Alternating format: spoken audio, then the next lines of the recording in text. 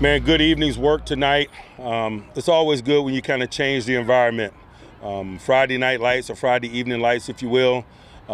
More fans in the stands and more energy. We'll take a look at the tape and evaluate it, but I just like the general spirit of the work. Second opportunity to carry our pads, and so, starting to find rhythm there and find our game within that dress. The things that are stressed within that dress and so forth. And so hopefully we continue to smooth out some of the rough edges. We'll come back out again tomorrow in pads again, so they'll get a chance to answer the bell and put two back-to-back padded practices together. And I'm excited to see who can ascend and rise up in the face of that type of adversity and who shrinks. That's what this process is about. You put them in somewhat uncomfortable situations, man, and you give them a chance to display their toughs mentally and physically. You get a chance to get to know them.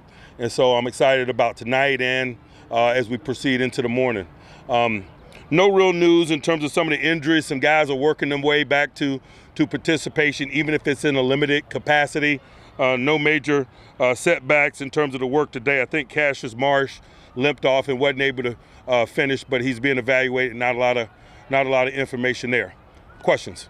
Mikey, I think you had 3 interceptions tonight. Is the defense coming up with enough INTs, and the one by Pierre in particular, They will never be enough.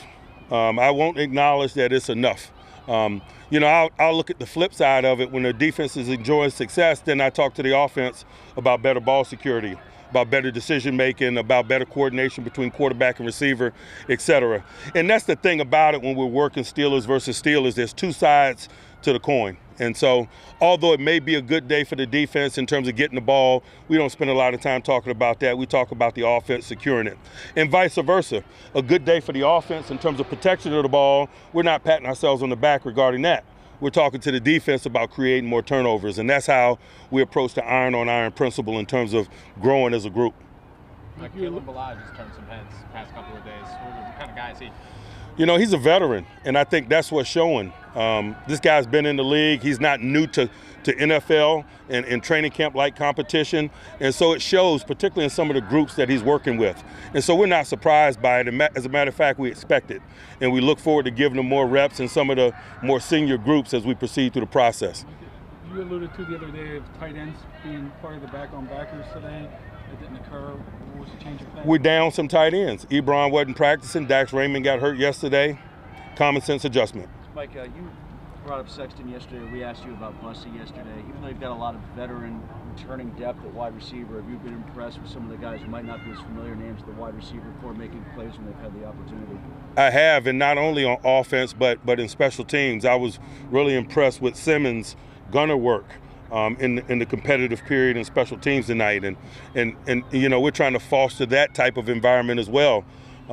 Those guys are not only vying to become backup wideouts in some capacity, but their contributions in special teams are a significant component of those prospects, and particularly those that are non-kick returners. And so Simmons' work as a gunner and a vice guy is significant in terms of his ability to position himself to be a factor. Like seeing Mason on the field repping that fade with Deontay after practice, after he missed it in 7 shots, what does that tell you about what kind of guy he is? That's appropriate. That's just professional ball. It's required, to be quite honest with you. Anybody stand out to you in the backs on backers?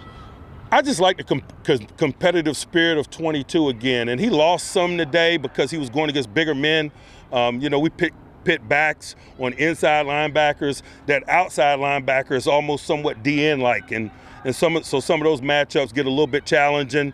We put Alex Highsmith on him today, and he just has an appetite for the competition. He has a long way to go from a growth standpoint in terms of techniques and stuff, but I like his appetite for the competition. You said the other day that all positions are open. Does that go for the number 2 quarterback spot? That goes for every position. I meant what I said when I said that, yes. Mike, what have you seen from Pierre, and not just out here, but what you've seen since you've acquired? Specifically in terms of this setting, he has shown the characteristics that we expect of a second-year guy, to come in and display the understanding of the process by being in better condition than he was a year ago. But the same could be said for Brooks, McFarland, Highsmith, and I think that's why you're seeing a consistent elevation in all the play of those guys that I mentioned. But we expect that. Second-year players, second lap around the track, they're supposed to display that awareness, and he's one of the guys that's doing it. First, by showing up ready to go. Secondly, by showing maturity and growth and development in his game that should be associated with a guy that has some experience. Two more.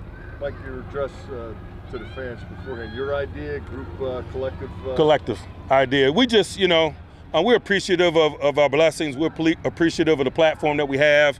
And we just want to reaffirm our position and commitment to being positive contributors to our community and utilizing our blessings and resources in an effort to do so.